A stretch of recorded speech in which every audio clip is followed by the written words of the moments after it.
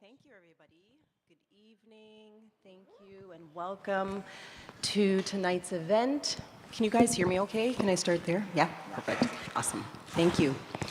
Welcome to tonight's event, a collaborative event for University of Toronto and the Canadian Black Nurses Alliance. Something certainly to be proud of, something that hasn't happened before, so something we're truly excited, and it's really great the panel that we have here today as well. My name is Karen Fleming. I am a registered nurse, right now a clinical nurse specialist in the Red Blood Cell Disorder Clinic. Health equity is my thing, so outside, I won't go deep into things because this isn't about me today. So I'm excited to be able to start off with a land acknowledgement, and then I'll go ahead and introduce our opening remarks by Dr. Joanne, and then I'll go ahead and introduce the panel after that. So just give me a moment to find my land acknowledgement. We wish to acknowledge this land on which the University of Toronto operates. For thousands of years, it has been the traditional land of the Huron-Wendat, the Seneca, and the Mississaugas of the Credit.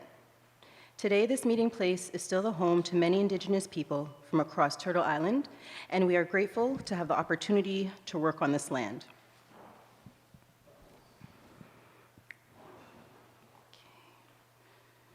You know, you have to have everything on your phone, and I gotta close a window and open another, so bear with me one sec.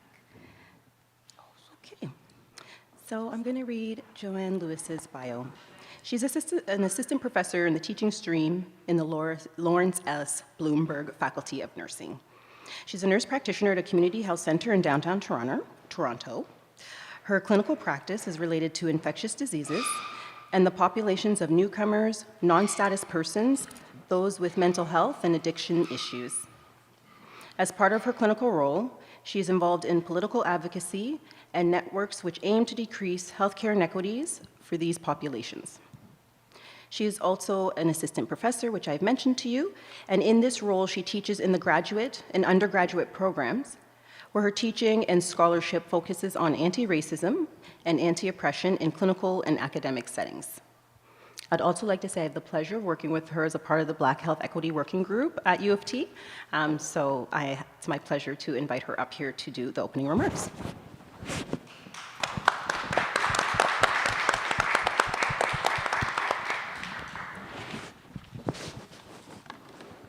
Oh, you're taller. Okay. Good evening, everyone, and happy Nursing Week.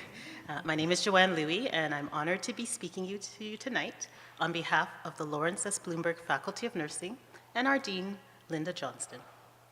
Bloomberg Nursing is proud to partner with the Canadian Black Nurses Alliance on today's panel event and to support the CBNA's ongoing efforts to give leading Black voices in nursing a space to make a difference. Bloomberg Nursing is also pleased to announce the successful launch of a CBNA chapter at the University of Toronto, led by our nursing students, which is a testament to the commitment of our student community, as well as faculty and staff, to build inclusive spaces in healthcare and in higher education. Nursing Week is always an important time to celebrate and recognize nurses for all that they do, but it is also an opportune moment to highlight the impact that nurses can have in the community as advocates for social justice and health equity. On Tuesday, Bloomberg Nursing's keynote lecture welcomed an indomitable force in nursing leadership and global health equity, as Professor Sheila Tu gave us a great talk about the importance of addressing the impact of inclusion and the importance of understanding social justice. Tonight we'll hear about the inclusion of internationally educated nurses to sustain our healthcare system. At Bloomberg Nursing, social justice and equity remain key values that we aim not only to uphold, but to build upon as we work towards the creation of a Center for Social Justice in Nursing.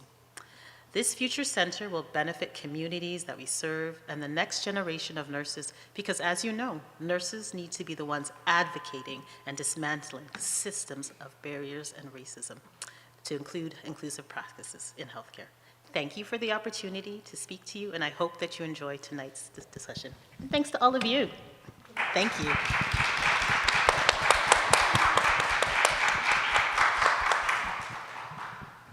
Thank you very much for that lovely start to a great evening. It's now my pleasure to introduce our moderator for the panel, and then I'll also introduce the panel members. Ava Onwudegwu grew up on the beautiful island of Jamaica before migrating to Canada at the age of 18. She currently is the patient care manager for the critical care unit at Lakeridge Health Ajax.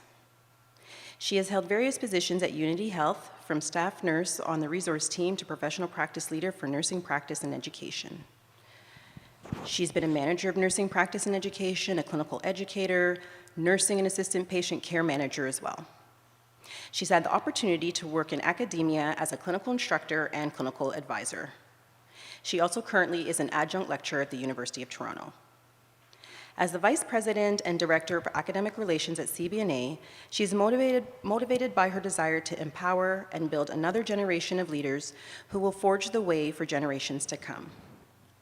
She believes we have so much to offer. We must all leave a legacy. Dr. Ruth Lee is the Executive Director of Care Center for Internationally Educated Nurses. She is an associate clinical professor at McMaster University School of Nursing, where she is a faculty member of the graduate program. Ruth obtained her RN diploma from Seneca College, BScN and MScN from Faculty of Nursing at University of Toronto, and her PhD from the Institute of Medical Sciences, University of Toronto. Prior to joining Care Center 7 years ago, Ruth was the Chief of Nursing Practice at Hamilton Health Sciences for 13 years. Ruth's clinical and administrative expertise spans many roles in various healthcare settings, community, long-term, and acute care. Her academic work focuses on culturally competent practice, diversity and inclusion, and health human resources planning. Ruth was awarded a Lifetime Achievement Award by the Registered Nurses Association of Ontario in 2018 for her outstanding contributions to the nursing profession. Her recent publications in the Canadian Journal of Nursing Leadership on IEN workforce transition and integration have received many accolades from nursing leaders, healthcare employers, and IENs, internationally educated nurses, for those who may not know what those initials meant. Dr. Tola, Yetunde Tola, was born in Lagos State, Nigeria, where she obtained her primary and secondary education. She obtained her first degree in nursing from the prestigious Ladoke Akintola University of Technology in Nigeria. Yetunde obtained her master's in nursing science from Prince of Songkla University, Thailand, and her doctoral degree in nursing from the Chinese University of Hong Kong. Both her master's degree and doctoral degree were fully funded by the government of Thailand and Hong Kong, respectively. Additionally, she was awarded the Outstanding Academic Award by the Nethersoul School of Nursing, Chinese University of Hong Kong, and a conference scholarship by YK Pio Foundation Center for Nursing Excellence in Chronic Illness Care during her doctoral degree. Yetunde's research mainly focused on adult and geriatric nursing, especially cancer survivorship, pain management, maternal health, and dementia care. She has published her research works in internationally referred journals, presented at several international conferences, collaborated with researchers from different parts of the world, and has co-authored a book titled The Period Passport, and a book chapter about pain management after thoracic and breast surgery. Yetunde is currently a postdoctoral fellow at the University of Waterloo, Ontario, Canada. She's an internationally educated nurse and volunteers as the Director of Research and Statistics at the Institute of Nursing Research, Nigeria. She is also a member of the Canadian Black Nurses Alliance. Dr. Leigh Chapman is committed to advancing the nursing profession in Canada to ensure equitable access to quality care. She is our Chief Nursing Officer for Canada. She provides strategic advice to Health Canada, plays a convening role on key nursing issues, and represents the federal government at public forums. Leigh is a registered nurse who received her PhD from the University of Toronto's Lawrence S. Bloomberg Faculty of Nursing. Over the past 20 years, she has gained a deep understanding of nursing by working in both frontline and clinical leadership capacities.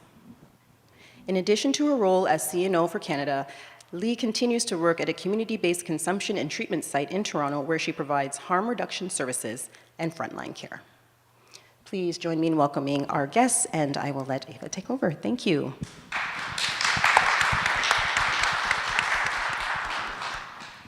I just want to say a special thank you to Karen for that wonderful introduction of the panel. And I just want to say a happy Nursing Week to all the nurses. And, you know, it's just wonderful to be here as an alumni of U of T. And so I hope that our discussion tonight will be inspiring, thought-provoking, and also something to help us to move forward as we look at helping our healthcare system transition and grow and develop and bloom, in essence. So tonight, I just want to say, this year, our Nursing Week theme is Our Nurses, Our Future. And I believe that the theme of this year's Nursing Week actually sets the stage for our discussion tonight as we look at the relevance of internationally educated nurses in our landscape, in our healthcare landscape. It's interesting to note that you know, as a country and as a land that is populated mainly by immigrants, 1 in 4 of our people are landed or permanent residents in Canada. And among that high immigration population are internationally educated nurses. Over the past few years, we've seen healthcare across Canada and the world enter a state of crisis. We're not able to meet the demands that is placed on the system. So one of those areas that has been greatly impacted is actually our nursing workforce. And we're seeing nurses leaving the profession, we're seeing them transition into other areas because there's not enough supports or structures or different things that are coming at play in the system that's causing a shift in how we're really meeting the needs of our population. And so that's why this discussion tonight is very important. A large number of our internationally educated nurses are not able to actually transition into practice because of different challenges that they face, and oftentimes enter work environments that actually don't match their skill sets. And so when we're looking at both sides, we're seeing a healthcare system that is struggling.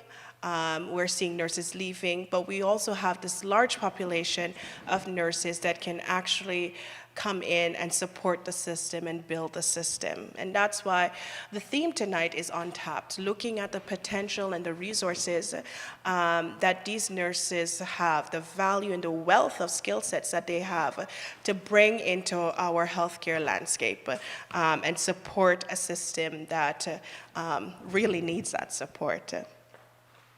So how do we leverage this wealth that this group offers? And how do we support their transition into the work environment?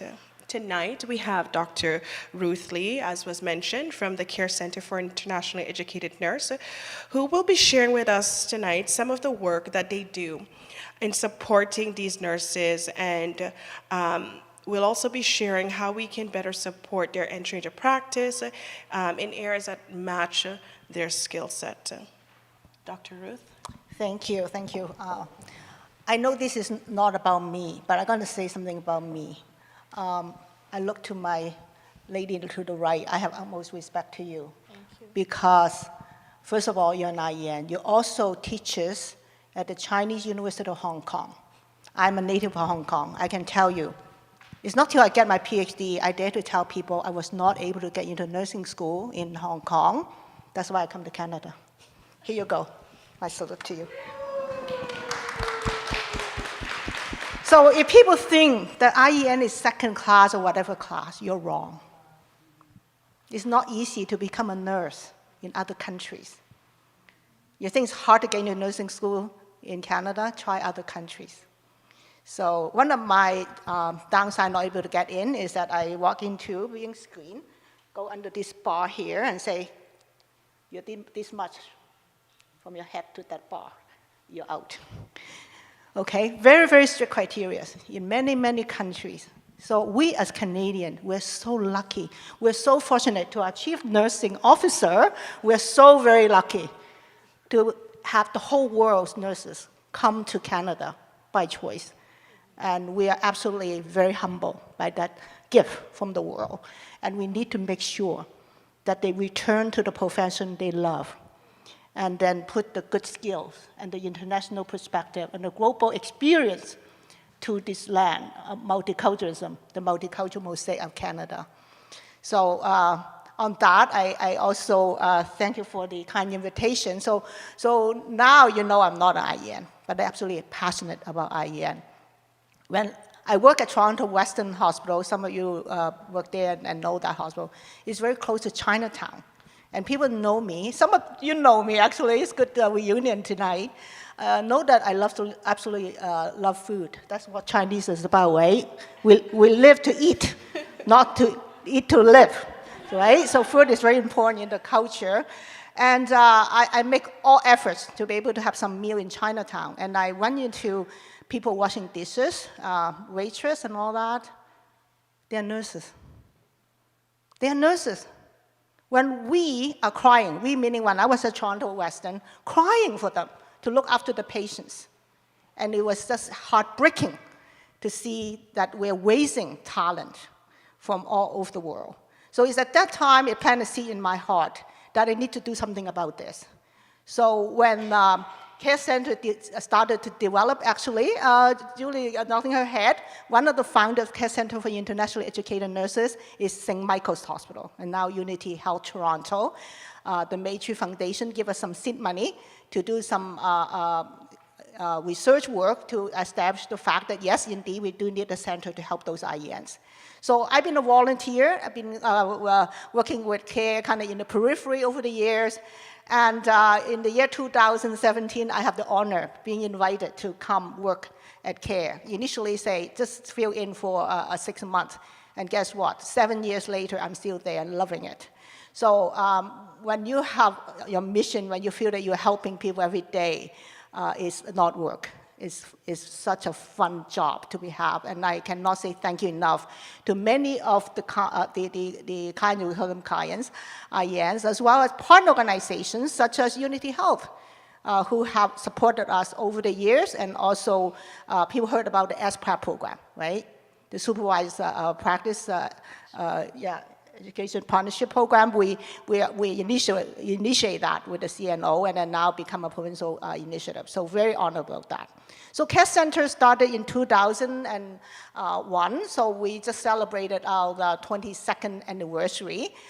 So the goal, as I mentioned, is to make sure those washers are no longer nurses. It just basically kills me when I see that we're needing them so desperately. It's a disgrace, if you ask me, as Canadian, to allow that to happen, or taxi driver, whatever the case would be. So over the years, we've been keep true to that vision and mission, is to create accessibility to regulated employment. That's what CARE stands for, creating accessibility to regulated employment for IENs. So what we do is we actually follow everything about what the college is wanting the nurses to do, for the IEN to do, so that we help them to re-enter the profession. So all the way from starting helping them with NNAS, people are familiar with NNAS as National Nursing Assessment Service, to basically establish their credentialing, their education, their clinical relevancy, you know, if they're meeting competency and all that, and also the process application. So many people don't realize the challenges. You mentioned the challenges. Let me tell you, it just breaks my heart that, say, we have 2 clients, both IEN from, say, the Philippines. One have a baccalaureate, one have a master's. The husband have a master's because poor wife have to look after the kids, and she stay at the front line. And he pursued his master's. He's been acting as a clinical educator. She is still good to go. Go write your CAN class, get your RN. The husband, not there. Only to do RPN for now. And then you can do whatever after that.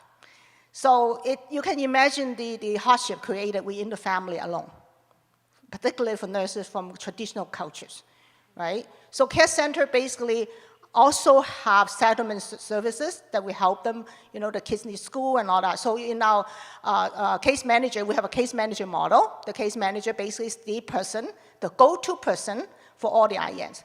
We'll provide them not just getting the registration and employment matching and so on before registration and after registration, but we also provide that extra support, recognizing that they're newcomers. So we try to basically recreate their home environment for them. So imagine the IEN. You left your school, you left your family, you left your social network, you left the people you used to work with in the hospital or clinic or wherever, you come here cold. So I don't have to repeat your history, I guess, right? So you come here, you have no network, you know nobody. You may have a few friends, but you probably have none. That's what CARE is all about. CARE create that network for you. So since 2001, we have over 5,000 members because you have a lifetime membership when you sign up with CARE. And then in 2016, there's rules change with the CNO. The time from 5 years of safe practice, we call it currency practice, to 3 years. So at that time, we started the pre-arrival program. So we basically have anywhere from the world that we can help through virtual, 100% virtual, to prepare them for them to come. So unfortunately, that program is not for all provinces to have a post-arrival. So in Ontario, we have post-arrival, as I mentioned, starting in 2001. So we continue that support. And we also partners across the land to assist nurses go to other provinces in Ontario. So we basically provide also, other than the one-on-one case management, the go-to person, we also have a large number of professional development workshops, focusing on the clinical skills they need, as well as professional requirements and standards that the CNO deem necessary. And more importantly, is prepare them for the job. So we have to meet the employer model. While Unity Health, we have hosted a few of those. I know the crisis of nursing shortage these days. So we have employers actually will present what they can offer. For folks out of the GTA, we also engage the community support into that call, so that after that, the IEN will be prepared for the interview, and including a cover letter, including how do you do your CV, because many countries you never need to do that. You graduate nursing school, then you're hired, you're there for life, but not here. You have to sell yourself. It's a huge insult to many people when they say you have to sell yourself. So we actually do mock interviews. Very grateful again to the Unity Health that you have all, Sunnybrook and Trillium and a number of others offer up your actual hiring managers to do mock interview for your clients. So there are times we have so many that I have to fill in. As you heard my CV, I've been a manager as well. So I often tease the IEN. I say, you know what? I know that my shoes is actually pretty ugly today, but keep on looking at my shoes. I know it's brand new and beautiful. It's not going to get you the job. You know what I mean? They keep on looking down. They don't look in the eye. So when you don't look people in the eye, they say you have no confidence, you low self-esteem, and things like that. So we provide them with very practical ways to get into a job. So when the pandemic hits, we basically advocate on behalf of the IENs. As you know, when you have the critical time of the safe practice being 3 years, no offense to the gentleman in the room, we women, we do put our family first. So by the time you settle your husband, the kids go to school, 2 years gone. You went to NNAS, you left your safe practice, period, right? So we basically support them that way. So when the pandemic hits, everything comes to up to a halt, right? In the old days, they went back home to do their 400 hours to fulfill that renewal of the current practice.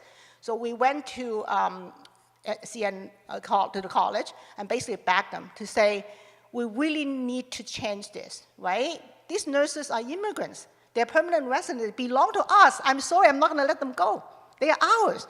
Their future's in Canada. What's the point of sending them home to do whatever hours, right? So we need them now.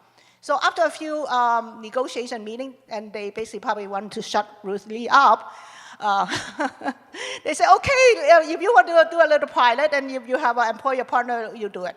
I'm telling you, I'm so forever grateful to my colleagues. Unity Health included, UHN, Sunnybrook, Trillium, all put their hand up, and London Health Sciences.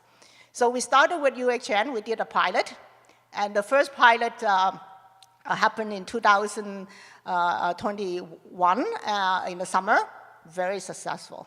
And then we have a few more with all the hospitals I just mentioned and many smaller places, hospitals as well, including Kingston Health Science Center. And we have close to 300 nurses got the RN because of that. And I never forget the January 2022, Unity Health supposed to start in February, and January we got a call from the college to say, you know what, we're rolling this thing out across the province. And you heard Ontario Health. We're so, so proud. We're so, so proud that we're able to do that. And so right now we're working with Ontario Health to help nurses with temporary registration to get back into practice. So I just want all of you to know that we're here to support the IENs and make them to be an integral part of the Canadian nursing workforce. And I'm so, so delighted to see many of you here, and I know that you all support welcoming these newcomers, IENs, because they are part of us now. So thank you so much. I have to answer questions later on.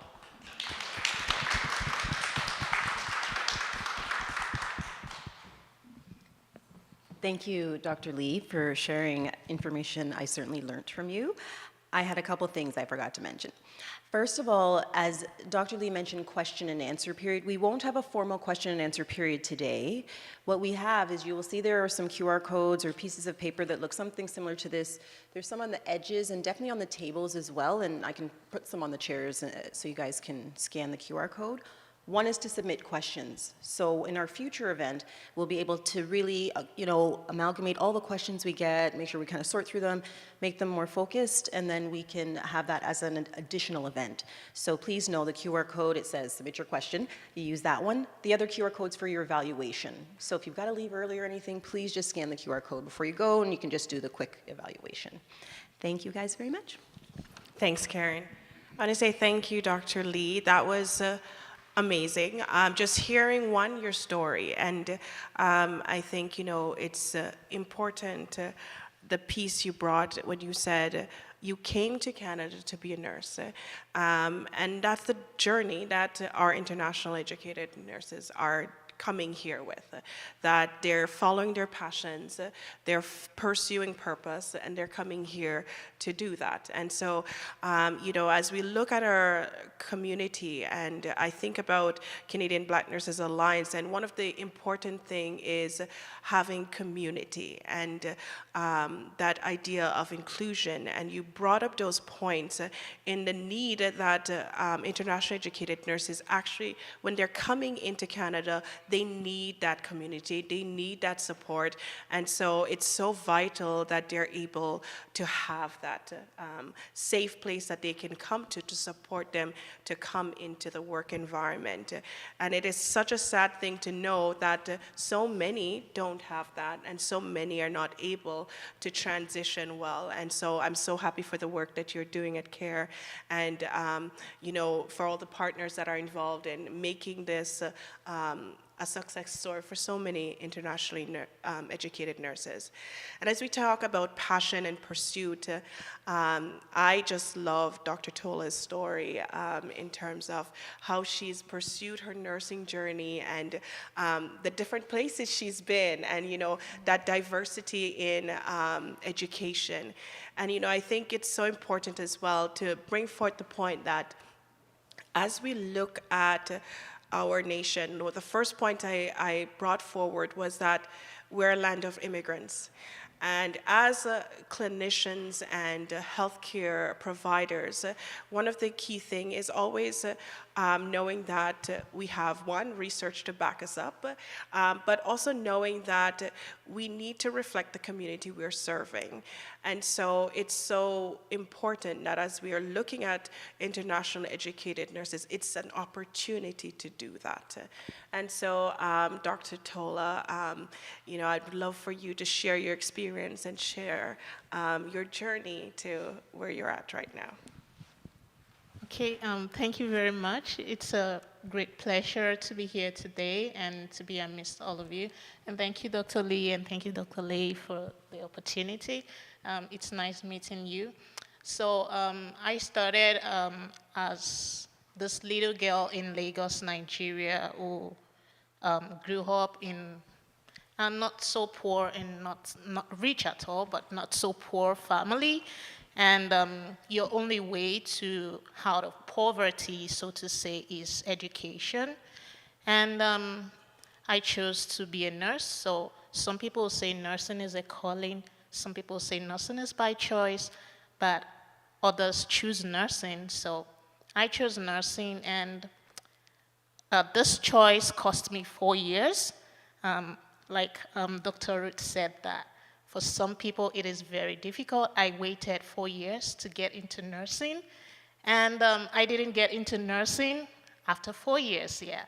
So I was admitted into the university to study science lab tech, but nursing was my passion. So in my first year, I decided I was going to change my course into nursing at the second year, which I did, because you need to have good grades in the first year to be able to do that. No failures. Your minimum grade should be a C, which is 50. And it went all through to nursing, and I was able to cross to nursing with my grades and social mobility. I guess you all know what that means. So I got into nursing, and the journey started. And because I got into nursing so late, I also lost 1 year in nursing school, and I had to take the second year program again. But in the course of taking the program again, I went for clinical training, the basics, and I saw nurses. I saw what they do, and I saw how they do things, and I felt I don't want to stay in the bedside. I don't want to have direct contact with patients. I want to do something different. How can I reach the patients without actually having direct contact with them? So I didn't know how that would play out, but I just have it in my head. And every time I go to clinicals, I would do my best to learn as much as I can. And as the process went by, in 300 level, you would prepare for your registration exam to make you a nurse. And we started preparing. By the time you're in year 4, you're already set to take the exam. And you're supposed to write something like a research, do something like a research, and to be able to take that exam, which I did. And my then supervisor said, at that time, he said, Yetunde, I see that you have this gift of writing research. Why don't you look into that? And I'm like, I'm looking for something that will not make me have direct relationship or direct contact with the client. So I did that, and then I did my midwifery exam in 500 level, which is the final year. And he said, usually you can actually use the research you did for your registered nursing exam for your midwifery exam as well. But my professor then said, no, you do another research.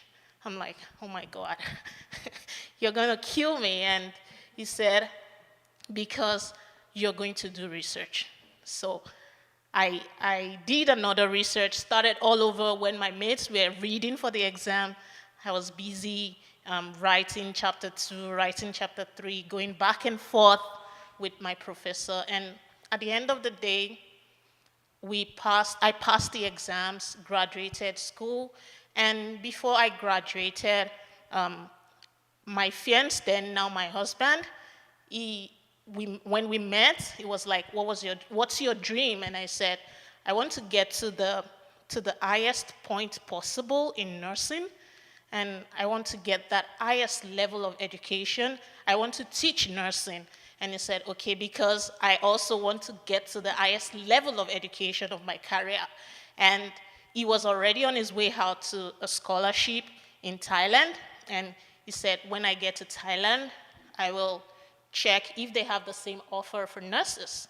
And when he got there, he made inquiries and he said, okay, yeah, this is the first time they are opening up this scholarship to nurses.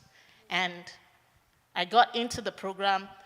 I was the first Black nurse in that faculty of nursing at the Prince of Songkla University. And I have no reason to regret it. After my master's degree, the same year I finished, I got into Chinese University of Hong Kong for my PhD with a scholarship as well. And the journey went ahead, and my research dream came true. In the long run, something I missed during my undergrad was I tell my dorm mates that I'm not going to practice in Nigeria. I'm going to Canada. I'm going to be a Canadian nurse. And we would sit outside at the corridor, and they would all laugh at me like, what are you talking about in your wildest dream? How are you going to get there? I said, I don't know how I'm going to get there, but I'm not going to practice like 5 years, 10 years in Nigeria. I'm just going to Canada. And they said, oh, why not the US? I said, I never thought of it. It's Canada or nothing. And, and so when I was doing my PhD, while everyone was flexing with their scholarship funding and doing everything, I started the NNAS process. And I thought, okay, with my bachelor's degree, with my master's degree, I should get something good, right? But it came out that all of this education was not comparable to Canadian education, and that was the first blow to me. And I'm like, how on earth did I get to this point? And how on earth did my master's degree doesn't count? The last time I practiced was in Nigeria, and I practiced for about 2 to 3 years. So by that time, even the 5 years or 3 years safe practice experience was no longer there. So it was kind of crazy for me. I started searching information online, and it was really hard because there is this obscurity to information about Canada. This is one very big problem that internationally educated nurses face. The information is so obscure. It's hidden somewhere that no matter how you search, you need someone to tell you, oh, go this way, go this way. It doesn't have to be so, but I was on my own. I searched, and I did everything I could. And at the end of the day, I applied to CNO for competency assessment, and they said, oh, because of your NNAS results, you have to either take the OSCE or go and do a bachelor's degree. And I'm like, it doesn't make any sense to go and do a bachelor's degree, even if it is 2 years, like, it doesn't make any sense. So I decided I was going to take the OSCE exam, and thank God for COVID, and I would say that in some way, the IENCAP exam was held both online and face-to-face because of COVID. Mm-hmm. So I was opportune to take the exam online, and I remember at that time I'm not a night person, I'm a morning person, so usually by 10 p.m. I'm already like off my head, and I was taking an exam up till 2 a.m. in the midnight. So at one point, my brain was not processing any question, and I was just, because of the time difference. So it started 9 a.m. in Toronto and then ended around 2 p.m. So that's like 2 a.m. in Hong Kong. And I took the exam, and I already knew that this was not going to be it, because towards the middle or the end of the exam, I knew I wasn't answering the questions that I was asked. And by the time the result came, I had already landed in Canada, and it says that I am 0.05 points short of the pass mark. So now I have to go back to school. That's the option. So I searched for different schools. At that time, I was in Ottawa, and I asked Algonquin College, asked U Ottawa, ask so many schools, and they would say, oh, in the whole of Ontario, the bridging program is on hold. So we are revising our curriculum. And I'm like, how soon would that be done? They said, oh, we can't tell. It could be January, it could be June next year, 2023, and this was in 2022. I'm like, you expect me to wait this long and to get this? And I was so frustrated, and I remembered writing on LinkedIn. And at that time also, I was also job hunting as a researcher, as a postdoctoral fellow, and the professors were not responding. They would get your email, they would not respond. You will attend interviews, and they would say, we will get back to you, and nobody writes back. Did you pass? Did you fail? Nobody talks. And I was so frustrated at that time, and I wrote something on LinkedIn, and Ovie, the president of CBNA, contacted me. Hi, you're new in Canada, and then that's how we met, and she told me, oh, you need to share your experience. And I'm like, make it make sense how I'm going to share my experience when nothing seems to be working. And she said, oh, are you contemplating leaving nursing? I said, I've gone too far in nursing to get to this point and turn back. So by that time, I had already also started searching information.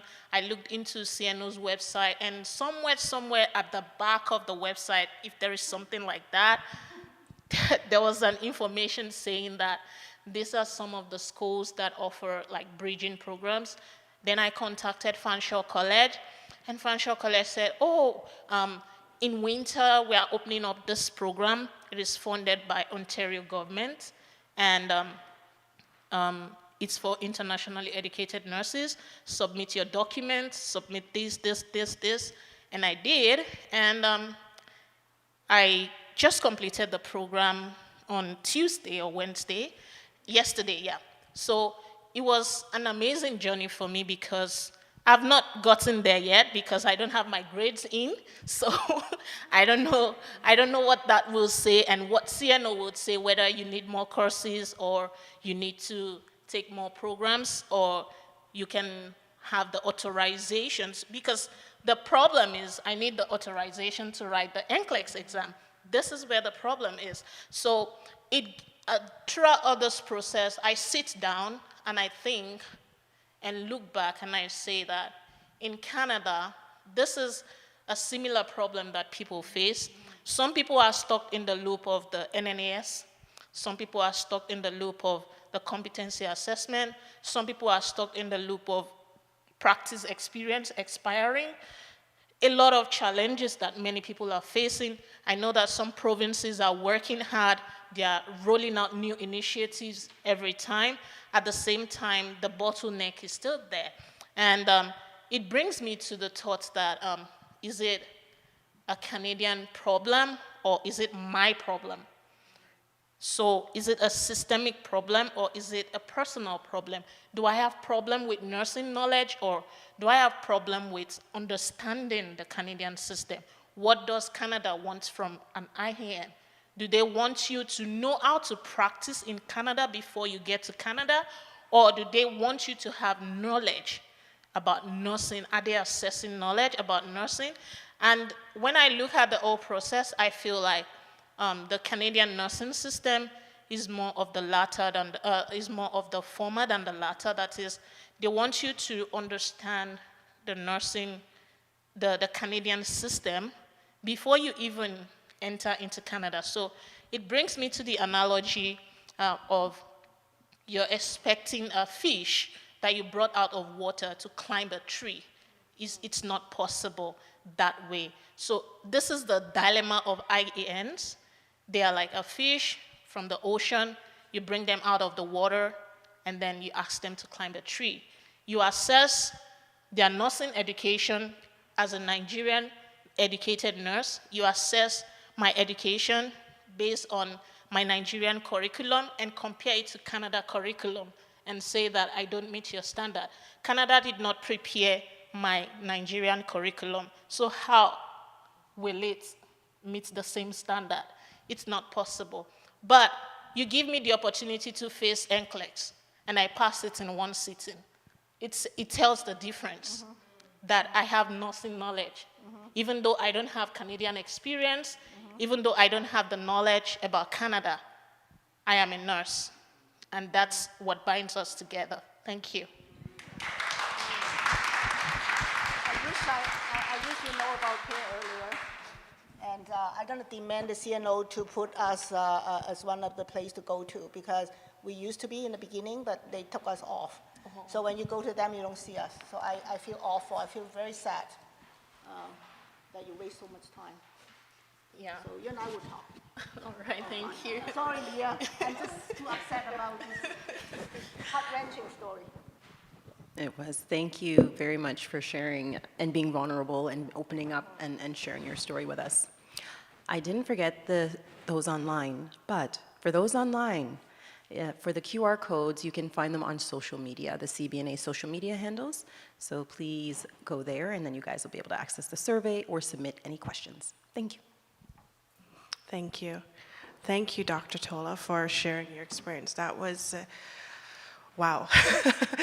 That was some journey to get here. And, you know, the point you brought at the very end where you said, you are a nurse. And that is what identifies us, and that's a commonality that's there. And that's why we're here tonight, because we're nurses and we're celebrating Nursing Week. And when we think about the theme of this year, it says our nurses, our future. And internationally educated nurses are our nurses. They are here and they're part of our system. And so it's us now coming around, wrapping around them, and getting them into a place where they can function as nurses. And so I want to be just thankful for your story and your experience. And I want to also thank Dr. Leigh Chapman for being here. I want to thank you for coming to share with us what the role of the Office of the Chief Nursing Officer has to do with our internationally educated nurses, their experience, their journey, and their assimilation and integration into our system. Well, thank you very much. Very, very tough act to follow. I really want to thank you for sharing. I've heard this from coast to coast to coast, the journey to become a nurse in Canada, especially for IENs, is a very personal journey, and it's often a multinational journey, as you've described. And you know, when I think about as Ava had stated at the beginning, we are a country of immigrants, and diversity is our strength in Canada, so we need to really consider the diversity of our nursing workforce and how we can really accelerate the pathway for internationally educated nurses. And I would just say as well, thank you to Dr. Lee, whose tremendous work at CARE is really quite instrumental in helping navigate the supports that are needed for IENs. I was initially introduced to CARE over 15 years ago, almost 20 years ago, when I was working at the regulatory body in Ontario. And I remember going to graduation ceremonies and found the experience to be so incredibly moving. And some of the things that have been done in Ontario have been, like the Supervised Practice Experience Program, have been did I get that acronym right? SPEP, have been modeled in other jurisdictions. So Newfoundland and Labrador is one of the jurisdictions that I know of that is copying the program or using the same type of program. So again, my name's Leigh Chapman. I've been in the Chief Nursing Officer role now for about 9 months. And as many of you know, the role was vacant for over a decade. It was eliminated in 2011 under Harper's Deficit Action Reduction Plan, and reinstated last year after lots of advocacy from the Canadian nursing community as well as the international nursing community, and even went to the World Health Organization, Dr. Tedros writing to the Prime Minister to say, you ought to have a Chief Nursing Officer in Canada. And with that, the role was reinstated. And I think that you know, coming into a role that's been vacant for over a decade is quite daunting in terms of knowing sort of where to start with the workforce challenges that we have upon us. And one of the things that was very helpful, tremendously helpful, was that I was given an agenda for action based on work that was already underway. And the top priority on that agenda for action was to accelerate the integration of internationally educated nurses. So as you know, and I have been an examiner with Touchstone, formerly Sepia, working with Karen for over a decade now as well. So I've been very immersed in the sort of competency assessment, I guess, of internationally educated nurses, and was really interested in how we could smooth the pathway, how we could reduce the bureaucratic barriers for nurses across the country. So there's a lot of effort underway, and you know, there's the challenge, I think, in Canada, the challenge and the opportunity is that we're a federated nation. So as you know, healthcare is delivered at the provincial and territorial level. We have 13 different jurisdictions in Canada, all with different healthcare systems. 14, if you count the federal government, which also employs many nurses. And we have to respect jurisdictional autonomy as the Government of Canada. And I think part of the role of the Government of Canada in terms of healthcare, and part of my role as Chief Nursing Officer, is to play a convening function with the provinces and territories, and to really work closely to try to harmonize practices across the country. So what we've seen over the last 6 months has been a lot of really concerted effort in the area of internationally educated nurses. A lot of it is at the provincial and territorial level because of the workforce shortages. There's a real focus on recruitment. Healthcare organizations want to be able to keep the lights on, and so there's a lot of work being done on recruitment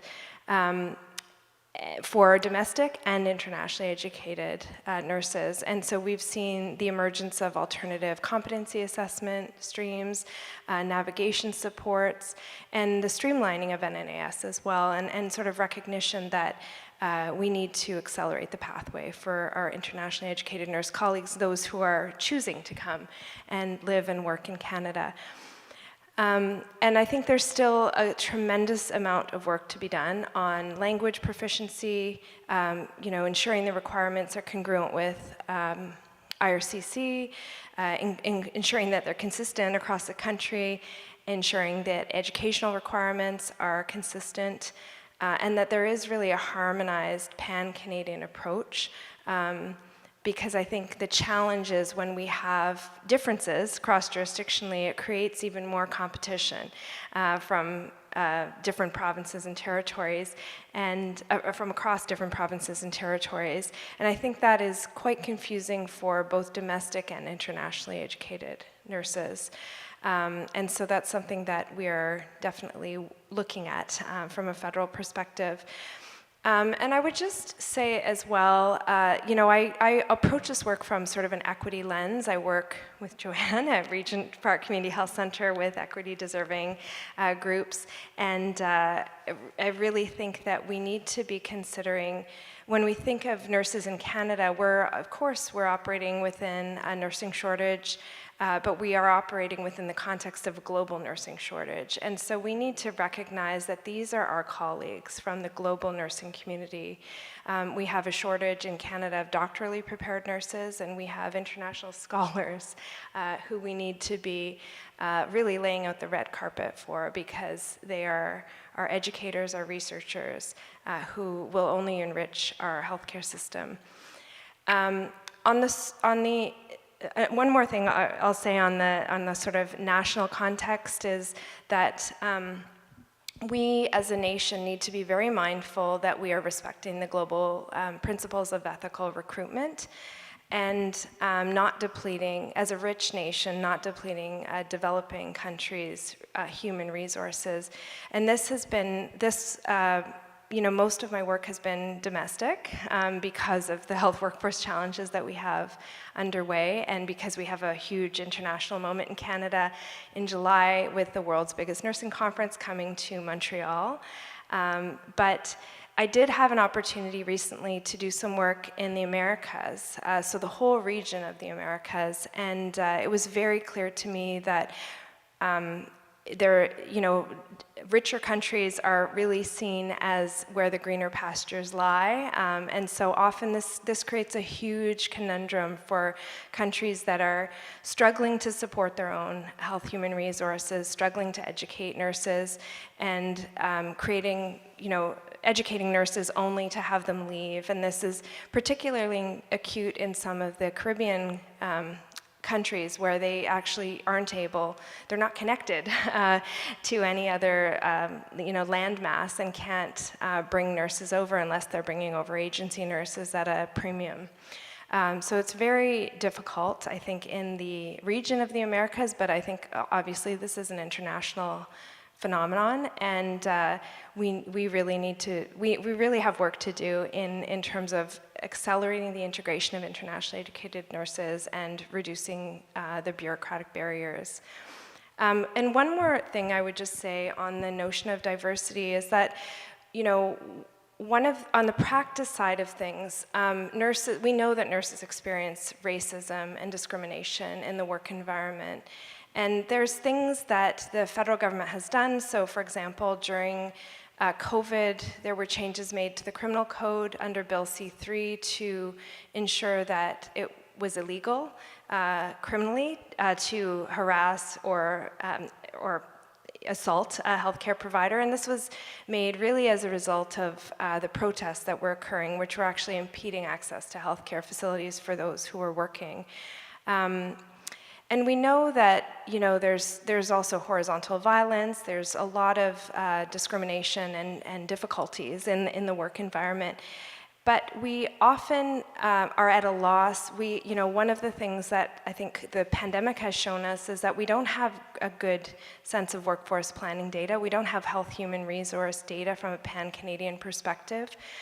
So we talk about a nursing shortage, but we don't have good integrity of our workforce planning data. And so there's a real focus within the federal government on improving our workforce planning data. And it's my wish that with that appeal for better workforce planning data, that we also look at the collection of race-based data. We know that when we started to look at race-based data and vaccination efforts, we saw huge disparities just by postal code in Toronto. And we were able to adjust our vaccine efforts significantly. And we know that there's diversity in our nursing workforce, but is it reflective of the diversity of our Canadian population? Is it more diverse? Is it less diverse? And I think that those are really important questions to ask when we look at some of the issues that nurses are facing, not just IENs, but all nurses are facing in the work environment. We need to ensure that the supports are there for our colleagues so that we are able to have the diverse workforce that our Canadian population needs. So I really want to thank you for the opportunity to be here and look forward to further discussion. Thank you. Thank you. I want to thank you for sharing and also just giving us some insights into from a Canadian state where we're at, and some of the things that we actually do need to take into account. And it is important to have the data, because oftentimes when we look at the opportunity to implement things without the data or the research, it doesn't give the credibility that's needed for the work to be done. And so there's always a delay that occurs in actually being able to implement. And so I think, that's a very important point that you've made, that, we really need to be collecting data on what's happening. And so that we can see and actually, as a nation all over, be able to support the need that's there and support our system to grow and get better. And so I want to thank you for that. I do have, I know we are not allowing any questions, but I do have some questions. Let me just get that out. So I have specific questions for each of you. They're in the same tone, but the key point is different. And so I'm going to start with Dr. Tola. If you could have one thing change right now as it relates to the resources that are available for internationally educated nurses, what would it be, and how could you see this change being implemented? Okay, so this is like putting everything in a box, saying one thing that could change. I think there are a lot of things that could change, and I'll just talk about maybe 2. Am I permitted, or 3? So, sorry about that, because it's so important that these things change. And first is that the nursing assessment, there is a monopoly around nursing assessment for internationally educated nurses. In Canada, only NNAS does it. That changed now.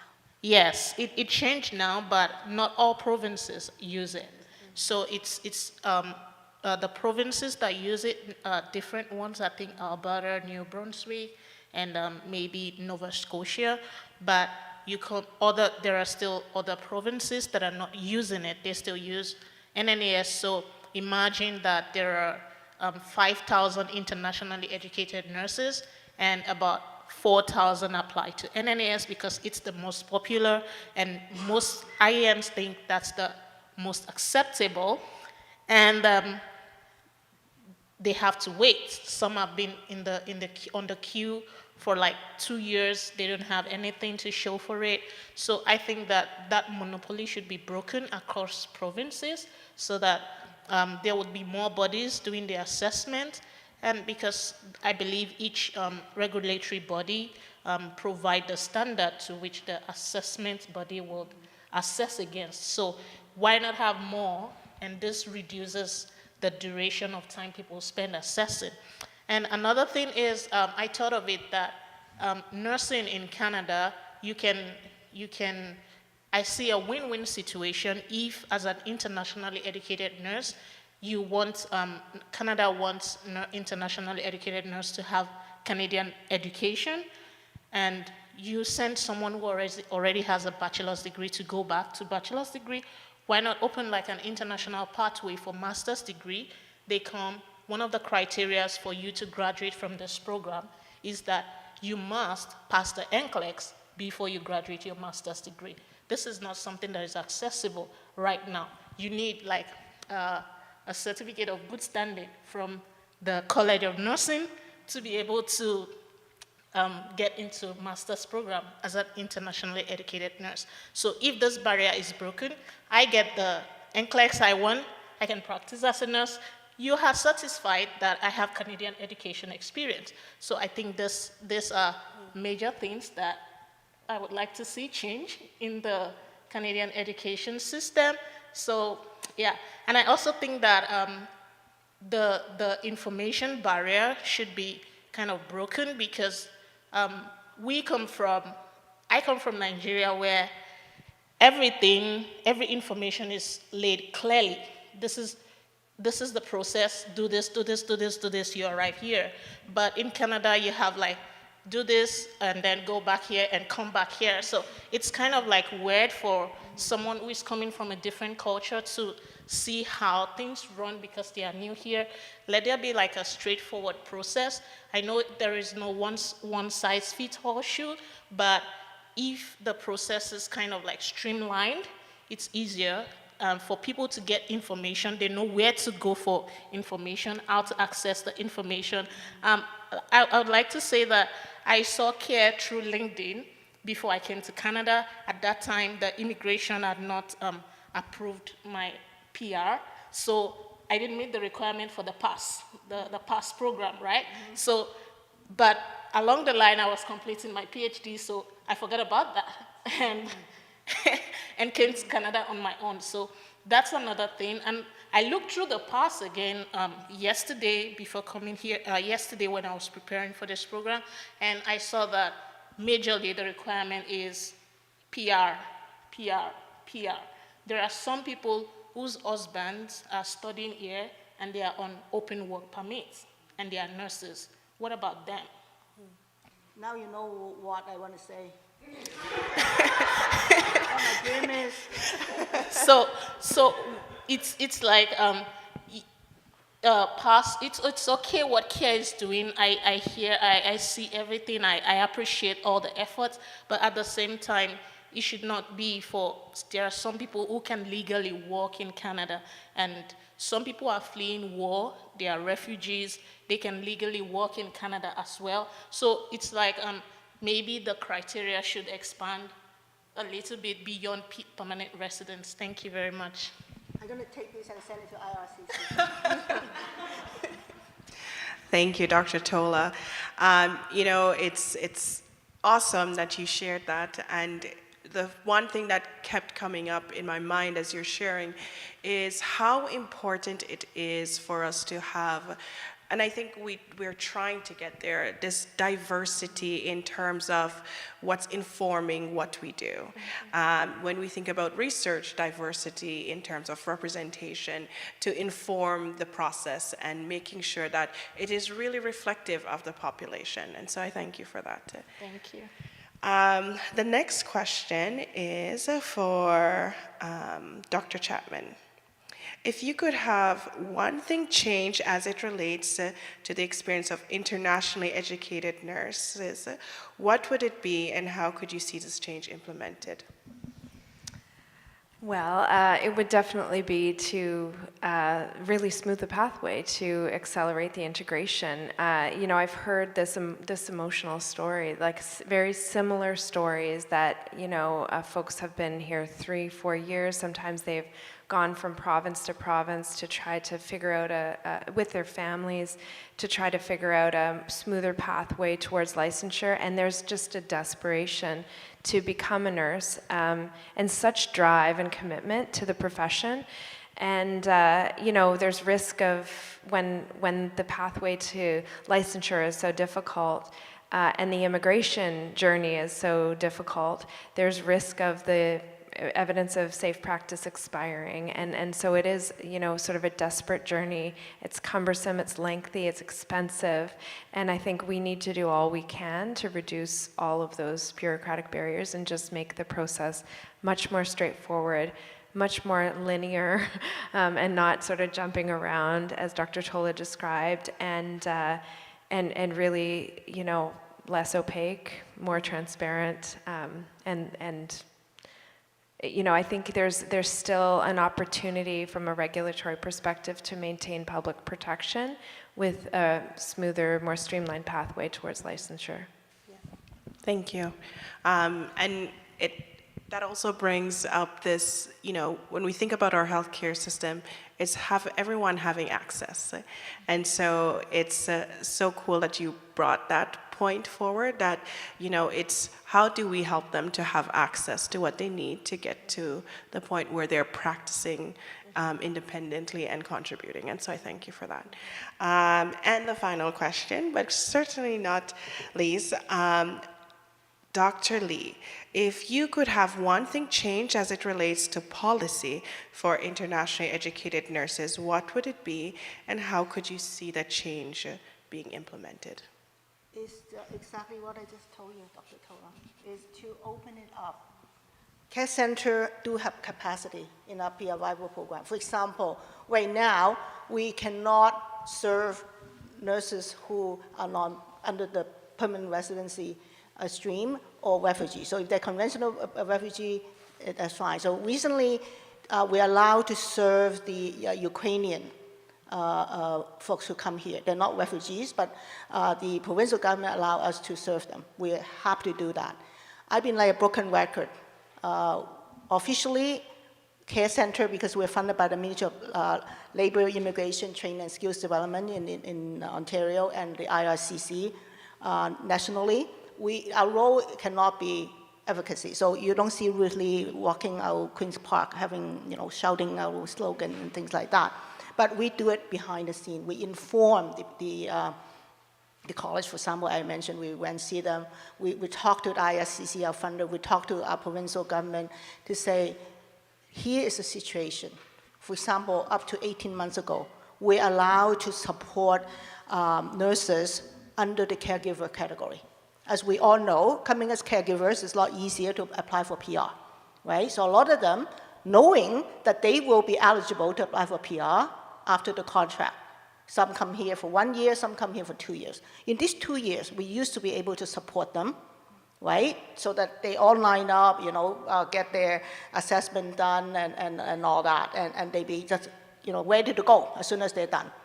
But recently, it is new contract we enroll into with the employment portfolio that we're not able to do that.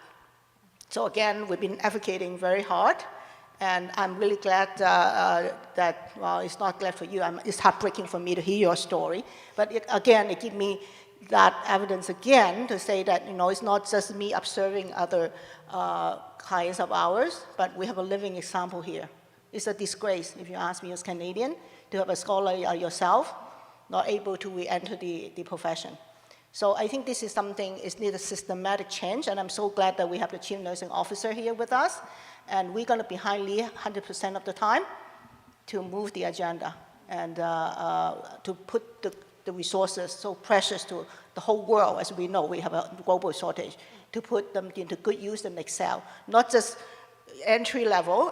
Another thing breaking my heart is that the higher education you have, the poorer you do in your exam or meeting other requirement competency, for example, OSCE, right? So for a professor who's been teaching, say, ethics, Dr. Peters is here, I'm going to pick on her, and then we asked Dr. Peters to go back and do OSCE on how to do a health assessment, and then assessing her language. And they have a scale that check, check, check, check, check. It doesn't matter, what you say is not matching this check, check, check, right? Leigh been one of those assessors. I'm not teasing you here, but I am. You know what I'm saying? So, those kind of things need to change. We need to say, okay, chances are Dr. Tola is not going to work at the bedside. She will continue her journey as an educator, right? And can we not support that? Can we look at different ways in terms of meeting that registration requirement? Or alternatively, as a faculty member, if you're not doing the bedside clinical teaching, do you really need the registration?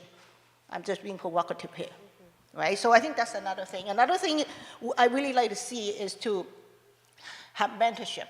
As I mentioned, Care Center try to recreate the environment for the IEN to flourish in the career. The networking, the know-how in terms of getting to the job market and how to sustain and also get promotions and things like that, because we have a lifetime membership, is to beef up the mentoring program. So you mentioned the pre-arrival program. As you know, we have a partnership with the Canadian Nurses Association that we actually provide mentors to them and many of our IENs members to basically be your mentor before you even come to Canada. So you know exactly what to do. And I can tell you a good story. We just have a client who actually just joined our workforce as a part-time worker. 4 months. 4 months she got her registration and is now working at Sunnybrook. 4 months. The day she landed to the day she started her job. So I want to give you hope, because I have never seen the change in the regulatory bodies across the country. It makes life a lot easier now than ever before. I've been a nurse for over 40 years, and I have never seen such rapid change. And what we need to do is sustain that change, right? And absolutely want every IEN will have a mentor, pre-arrival, and at a post-arrival program in Ontario. We also have a large number of mentors. We also have formal partnership with many organizations. I'm looking at Unity Health, and many others. We have mentors. We have a very virtual mentoring during the pandemic, and also optional job sharing to be mentored by a nurse who's actually working here. So a lot of changes need to be made, a lot of positive changes out of this crisis. We see opportunities. So all of a sudden, this Chinese of me come out. When there's crisis, there's opportunity, right? You heard that about what Chinese we live in. And this is one opportunity. As sad as we are living through this pandemic, I hope that all the opportunity present to ourselves, we will take full advantage of it and sustain them. Please do not let them move back. We have to consolidate it, and we need to build on it, not go backwards, please. Thank you, Dr. Lee. And, you brought up one big point, advocacy. That's actually one of our roles as nurses. And so I share that because we all have an opportunity to advocate for our colleagues. And so we too can reach out to our members of parliament to advocate on their behalf, to usher in change. And so you're not doing this alone. The internationally educated nurses are not alone. We are a community, and so we can come together and advocate on their behalf. And CBNA plug, at CBNA, we are a community that welcome diversity. We also want to let you know that we do have a mentorship program that is there for our professionals and our students. And we're so happy to have had the discussion tonight with you guys and to just bring some light and, you know, get the discussion and the thought process going as a nation in terms of, you know, helping our workforce get better and supporting our nurses, no matter where you're from. As Dr. Tola says, that is what unites us. We are nurses. Thank you very much. Do you mind have say one more word? One more. I promise to be short. One day, IEN member come to me and say, Ruth, when can I stop being an IEN? I was shocked. To me, I have utmost respect to IENs. And I can understand why she said that. Because, as Leigh mentioned, the racism, the difficulty in the clinical area, and all the barriers that they have to jump over. So, IENs, you have my utmost respect. You should be very proud that you are an IEN, because Ruth Lee is not good enough to be an IEN. So thank you so much for all your contribution to this nation, to the health workforce, and then being a part of the nursing profession. Very, very proud of all the IENs. So thank you all for a very exciting conversation. I did have the opportunity to lead the SPEP program at North York, so it was very rewarding because you saw that like relief. You saw that I can see a light. I see that I can actually finally achieve my dream. Like it's a dream, you know, it's deep. So it's very, it's unfortunate the barriers that they have to go through to get to that point, but it was nice to see that the SPEP program came to try to alleviate, and let's just really be, I would say concrete, like what is it that we need? So thank you all for sharing to a very riveting discussion. Thank you all for attending the Black Voices in Nurses event, the collaboration between U of T and the Canadian Black Nurses Alliance. I forgot as a part of my introduction, so I'm the director of the Professional Mentorship Program, and I'm also the lead for the Academic Mentorship Program. So we've been able to get the one done in MAC. Our two wonderful colleagues are here, is in one Senat, students who were like kick butt and did most of the work, and I just guided and said, let's, you know, that's it. And so York is next, and U of T will be after that. So we really want to spread our program for many of the reasons you heard up here. And so thank you, and look out for more events.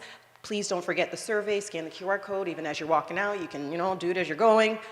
Thank you, get home safely. We appreciate you all. Thank you.